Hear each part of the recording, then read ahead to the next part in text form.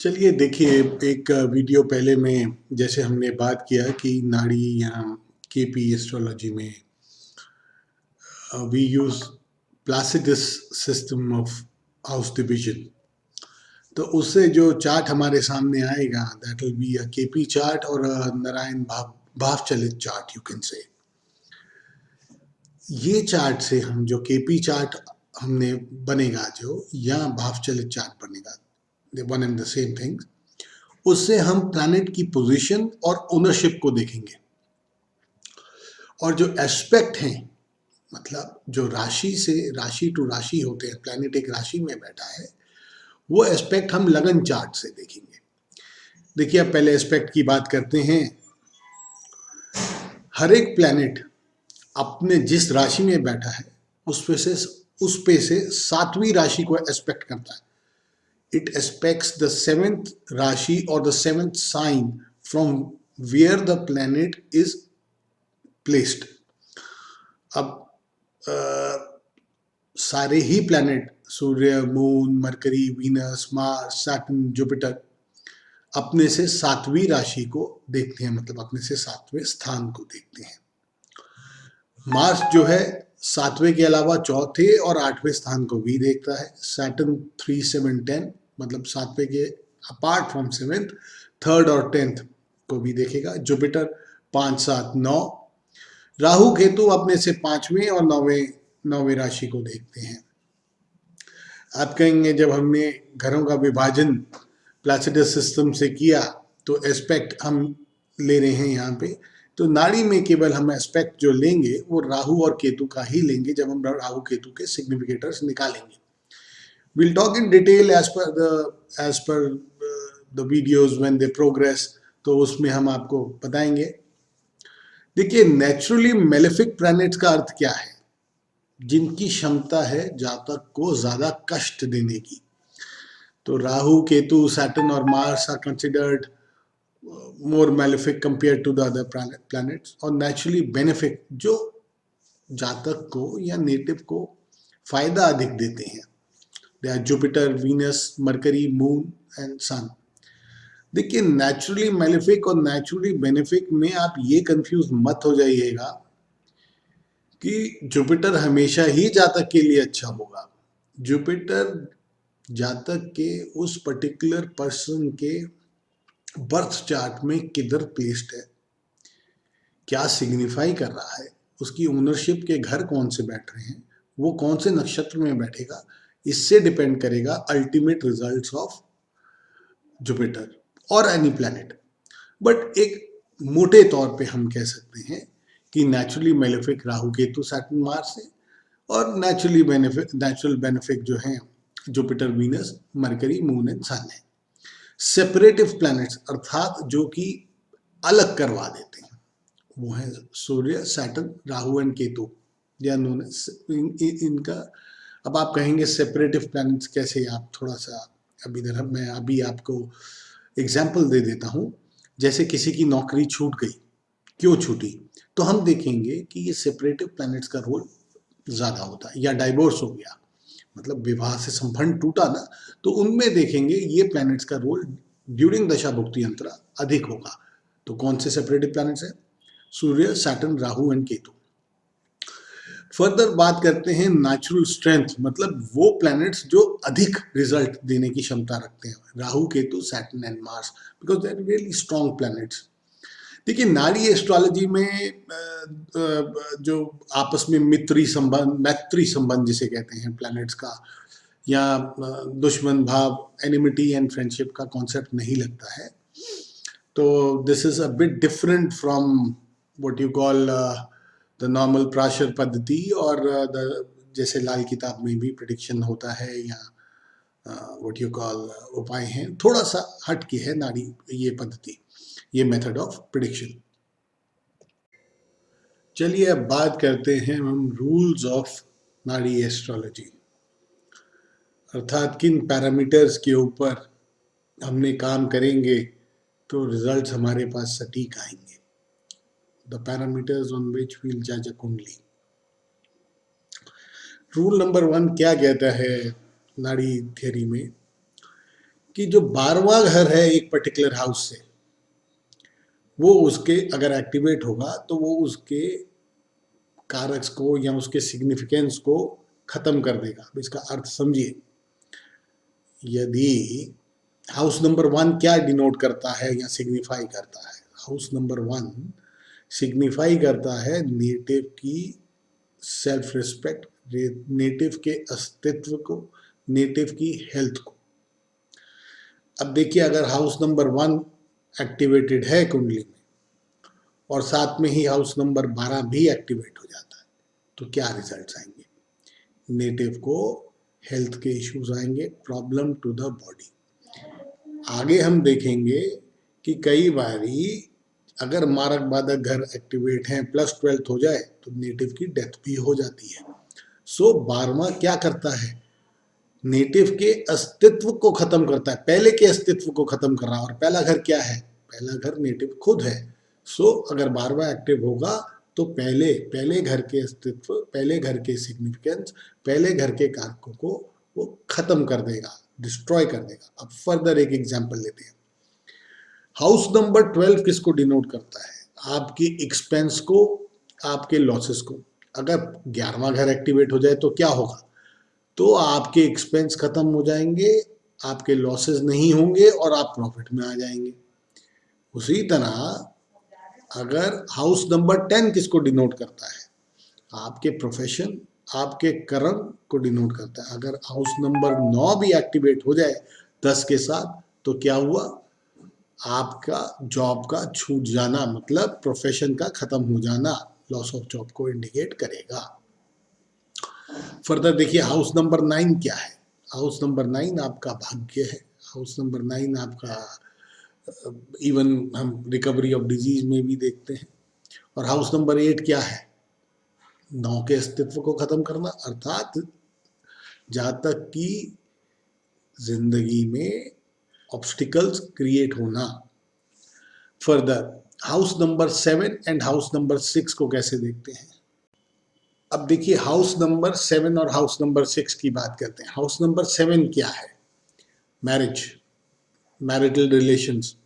अगर छठा साथ में आ गया तो मतलब उसने सातवें के जो सिग्निफिकेंस है, सातवें हाउस के सिग्निफिकेंस को खत्म कर दिया, अर्थात मैरिज में problem, difference of opinion between the partners.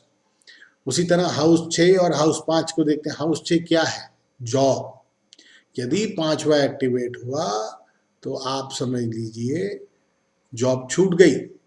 और क्या है? हाउस नंबर 6 क्या है? हाउस नंबर 6 डिजीज है, बीमारी है। हाउस नंबर 5 एक्टिवेट हुआ तो क्या हुआ? बीमारी दूर चली गई।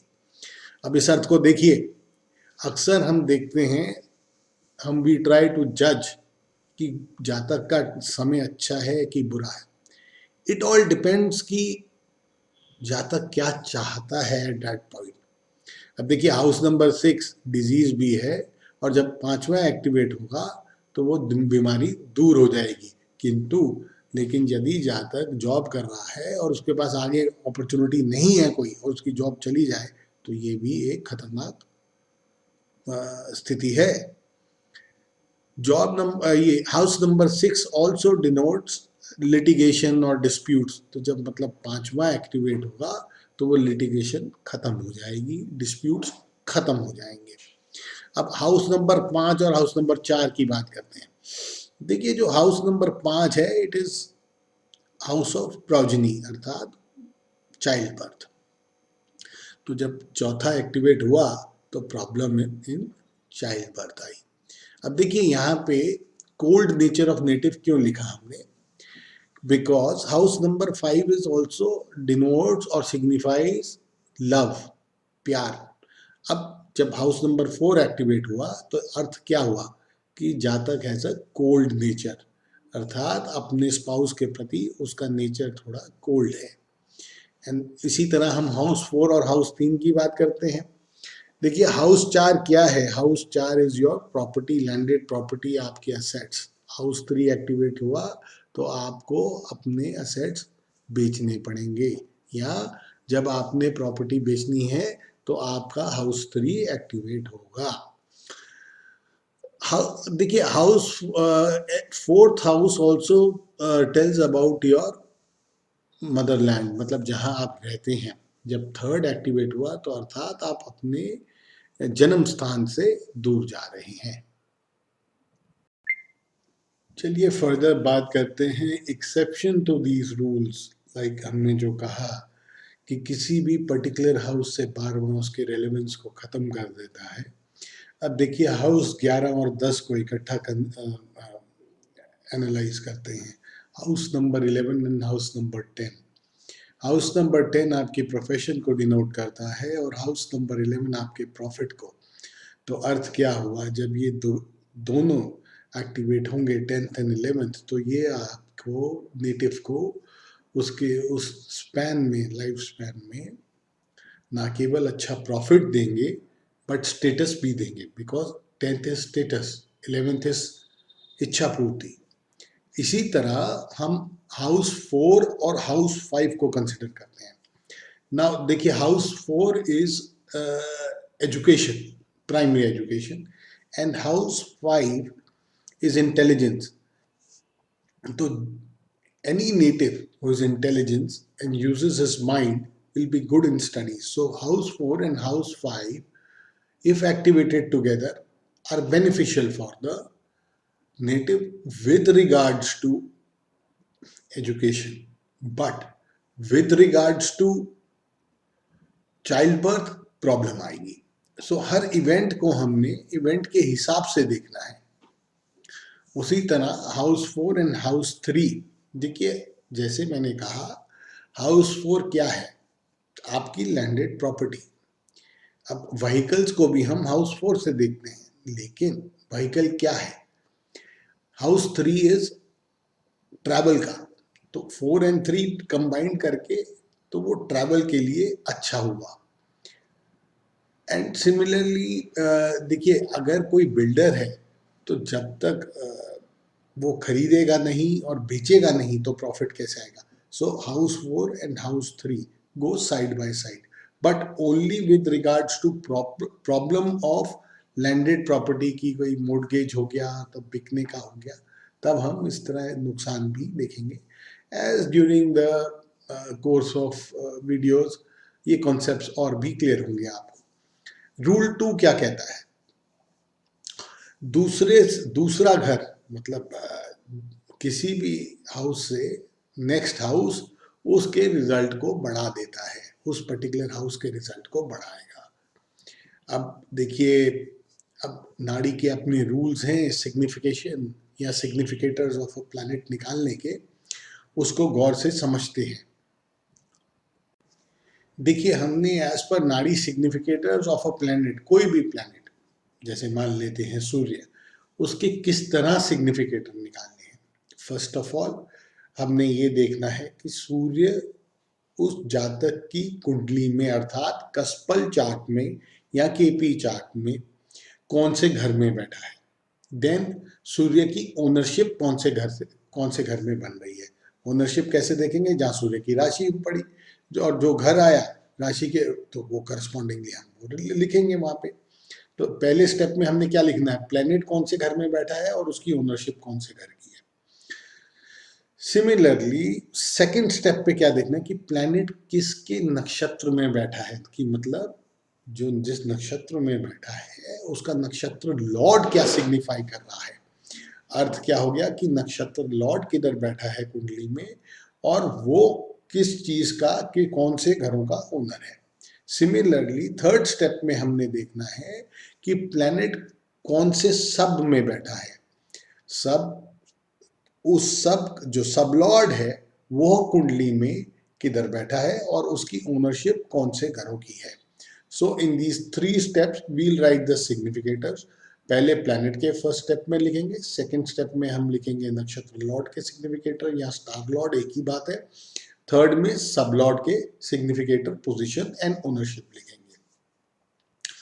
अब देखिए जब हम स्ट्रेंथ ऑफ अ प्लैनेट या इवैल्यूएशन इवेंट के हिसाब से देखते हैं तो वेरी क्लियरली एज पर नाड़ी सब लॉर्ड इज स्ट्रॉन्गर, मतलब सब लॉर्ड के जो सिग्निफिकेटर्स हैं they are stronger than the star lord के सिग्निफिकेटर, देन द प्लैनेट के सिग्निफिकेटर्स जो हैं। उसी तरह आप दूसरे मायने में कह लीजिए, planet is not planet significators are not as strong, will not be as strong as star lord significators, and star lord significators sub lord से कम strong होंगे। And we follow the Vimshotri Dasha in Nadi astrology, and as per the rules of Nadi, dasha lord के जो रिजल्ट है वो ज्यादा strong होंगे compare to bhukti lord and compare to antara Lord.